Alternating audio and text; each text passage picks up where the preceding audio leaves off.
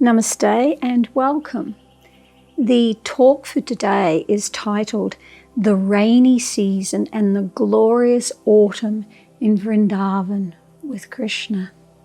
But before I begin, I will offer my obeisances to my spiritual master, Jagat Guru Siddha Swarupananda.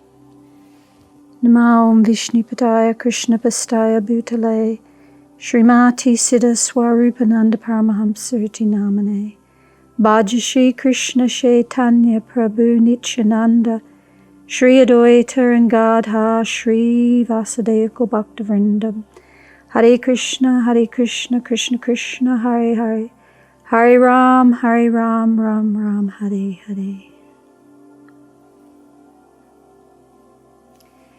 So we've been here in this material world for a very long time. Birth after countless births. And in every one of those lifetimes, we have identified with whatever kind of body that we had, and we tried to make our home here. Regardless of what kind of body, regardless of what kind of home it was, this was it. This is who I am, and this is where I am. As a crab, we had an underwater home, and we fought and defended it. As an ant, we lived in an underground home.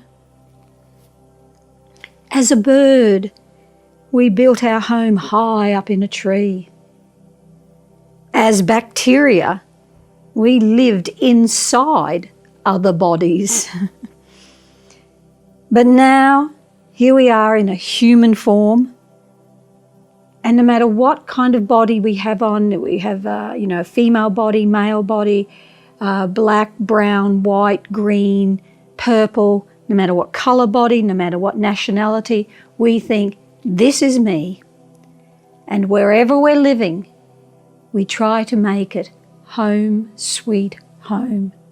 We try to make this material world home, sweet home. But it is just a course that leads to frustration. So it's wonderful if we can get to hear about Krishna and our eternal home with Krishna. It's really wonderful for our heart. It's like the most super vitamin that you could ever purchase at any shop. Super vitamin for the heart.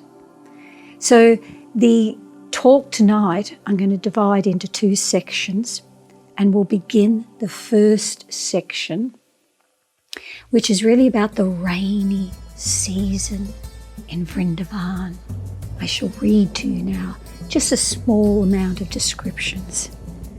The summer temperature in Vrndavan was high, and the dark monsoon clouds gathering in the summer sky brought promise of the rainy season to all the inhabitants of Vrndavan. As lightning flashed on the horizon, everyone waited for the first drops to fall. The land had become dry and almost depleted of energy. But the farmers of Vrndavan knew that after the rain falls, the land would once again be green with vegetation. The residents of Vrndavan prepared for the forthcoming rains, storing their possessions up high and collecting food for their cows, who would shelter in barns during the heavy rainfalls. Finally, the clouds burst and rain began. The sound of croaking frogs filled the air. Just hear those frogs. They have been silent during the hot summer, and now suddenly, with the pouring of the first rainfalls, they are croaking very loudly. With the dry, hot summer now at an end, the peacocks became jubilant. They danced in great happiness, and their haunting voices combined with the frogs' croaking symphony. Sometimes the cowherd girls would use large lotus leaves as umbrellas to shelter from the drenching rains. They looked charming as they darted quickly from place to place in their brightly coloured saris while holding bright green leaves over their heads. At night, the twinkling stars and the pleasing moon were hidden by the monsoon clouds. Because of the darkness, many glowworms became visible in the trees, and they glittered just like decorative blinking lights. Upon drinking the newly fallen rainwater, the trees began to sprout green leaves and blossoms, and they enjoyed the new growth. White, umbrella-like mushrooms sprang up in the fields, contrasting with the newly grown emerald green grass. And sometimes beautiful rainbows appeared over the land of Vrndavan. Gradually, the rainy season began to end, and the forest overflowed with ripened dates, mangoes, blackberries, and other fruits. On days when the rain fell lightly, Krishna and his companions would sit in the hollows of trees or within the caves of Vrndavan Hill and enjoy eating the wild ripened fruits and talking with each other in great pleasure. Sometimes Krishna walked through the forest surrounding Vrndavan Hill and saw trees decorated with beehives which overflowed with honey. When Krishna and Balaram were in the forest all day, Mother Yasoda would send some rice mixed with yogurt, fruits and sweets. Krishna would sit on a smooth slab of stone on the bank of the Jamuna River and eat his lunch with his friends. While they enjoyed in this way, they watched the cows who were eating newly grown grass. These cows became very healthy and their milk bags were full. When Krishna called each one of them by name, they immediately came to him out of affection, and in their joyful condition, milk flowed from their udders. The cows appeared to be tired from standing with their heavy milk bags. So sitting down and chewing grass, the cows became very contented and sometimes fell asleep. Thus Krishna observed the beauty of Vrndavan's rainy season. So let's now hear about the glorious autumn in Vrndavan.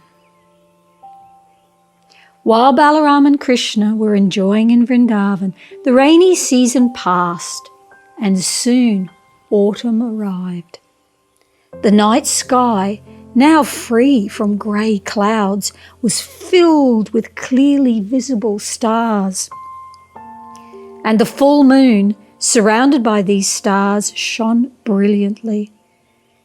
Just as Krishna, the lord of the Yadu dynasty, shone brilliantly on the earth, surrounded by all his friends and family members. The blustering winds of the rainy season disappeared, and a gentle breeze now drifted amongst the majestic trees of Vrndavan. With the arrival of autumn, the lakes and rivers became silent, their waters still and crystal clear again. The lotus flowers, which could not bloom during the rainy season, now blossomed happily, their exquisite petals reaching toward the sky. The aromatic breeze coming from the blooming lotus flowers, as well as from the flower-filled forests, drifted over the land. This breeze was neither hot nor cold, and very pleasing to the residents of Vrndavan. The farmers built strong mud banks to keep the waters that were in their fields from draining away. Gradually their crops became ripe and ready to harvest. Amid much excitement, the people set to work. Great festivals were then held for honouring and tasting the first grains of the season. But the land in Vrndavan, in autumn, even though rich with blooming lotus flowers, ripened fruits, vegetables, grains, and emerald green grass, was especially beautiful because of the presence of Krishna and Balaram. The glorious autumnal season continued, and the forests were illuminated in 100 shades of green and orange and gold. Dusted sunbeams shone through the canopy, down onto the group of boys and cows as they moved slowly through the forests. When Krishna walked along the paths, his footprints became ornaments on Mother Earth's body. Nanda Maharaj's son was dressed in a yellow garment as brilliant as gold. He wore a peacock feather in his curly black hair and a blue flower tucked behind his ear. All the boys carried ropes around their shoulders and in their hands. When milking the cows, the boys would bind the cows' hind legs with these small ropes. Krishna and Balaram's ropes were made of yellow cloth and had clusters of pearls at both ends. Sometimes the brothers would wear these ropes around their turbans as decorations. Krishna always carried his flute, and sometimes tucking it in his belt, and sometimes he was holding it. As he mingled amongst the frolicking cows, he placed his flute to his lips, and filling the holes with nectar, he began to play a most enchanting song. Krishna skillfully blended the notes from his bamboo flute with the sweet sound of Vrndavan's birds. Hearing this song, the multicoloured birds stopped flying overhead and perched in the trees. As they closed their eyes in happiness and listened to the sweet vibrations, they clung to the branches with their tiny claws in case they swooned and fell to the ground. All the cows gathered around Krishna and then stood still with their ears upraised to catch each and every note that flowed like nectar from his flute song. Tears ran down from their large, beautiful eyes as each and every cow embraced Krishna heart to heart. When the timid forest deer heard the flute song, they came near and worshipped Krishna with looks of love and affection. The cowherd boys watched all this with wonder and praised their friend on his clever flute playing. Some of the boys began expertly dancing like actors on a dramatic stage. The sound of Krishna's flute floated far and wide. When the rivers heard the musical vibration, their waters became agitated and moved around in little whirlpools. The lotus flowers were lifted high as if the rivers were offering them to Krishna in their watery arms. When the bamboo trees standing by the banks of the rivers heard this melody, they became very happy to know that their descendant was engaged in the service of being Krishna's flute. The demigods who travel throughout space were struck with wonder when they heard those sweet sounds. Brahma, who has extensive knowledge of the science of music, had never composed such a song that emanated from Krishna's flute. Meanwhile, in the village of Vrndavan, the young girls also heard the flute song and were immediately captivated. Each day, while Krishna was away tending to the cows in the forest or on Govardhan Hill, the cowherd girls were always absorbed in thinking of him and discussing his activities.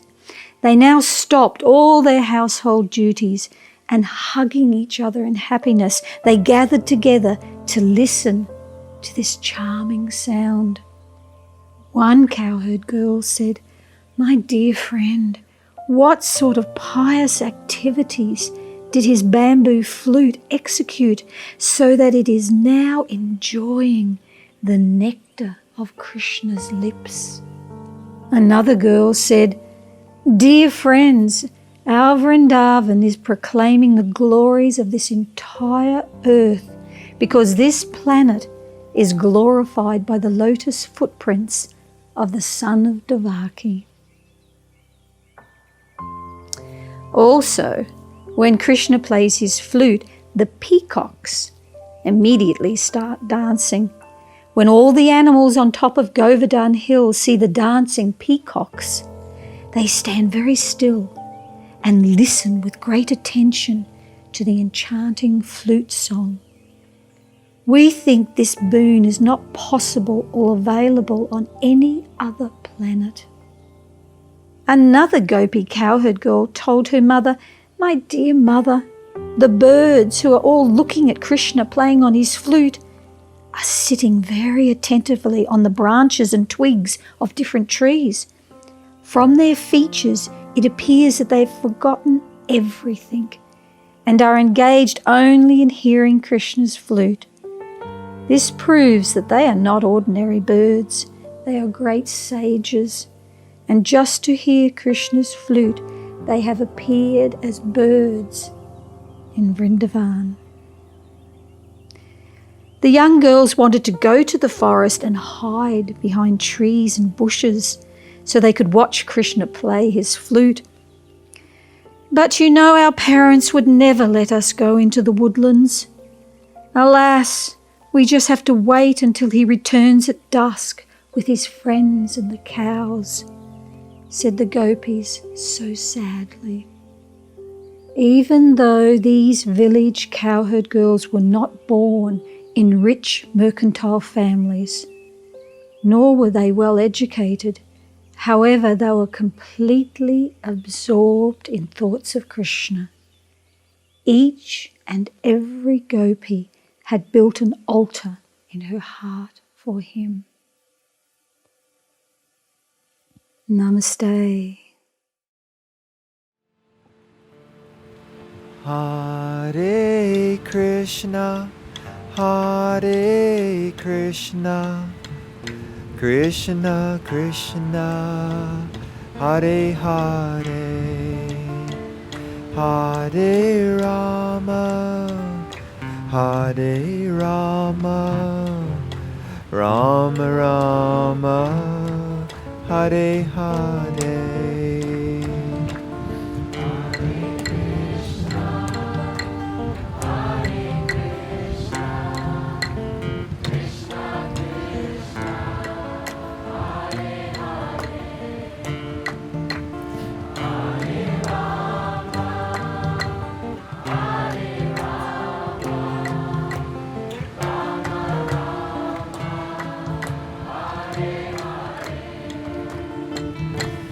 Hare Krishna, Hare Krishna, Krishna Krishna, Hare Hare, Hare Rama, Hare Rama, Rama Rama, Hare Hare. Haribol, Krishna.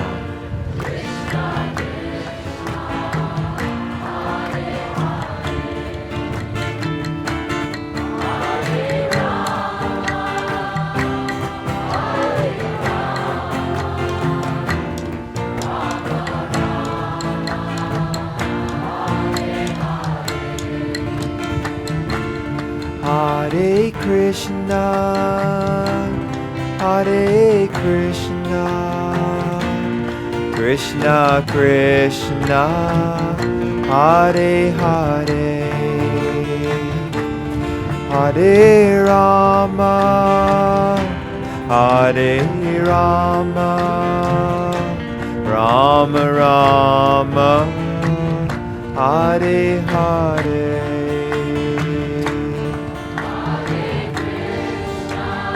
Jaya Radha Shyam, Jaya Vrndavan.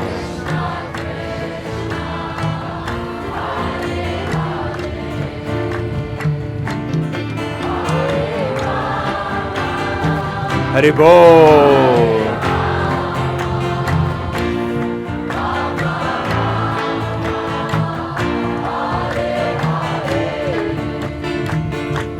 Hare Krishna, Hare Krishna, Krishna Krishna, Hare Hare,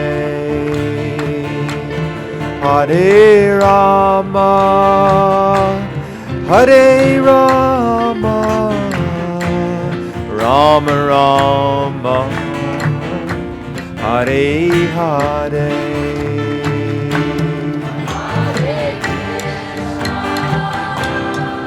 Hari Bol.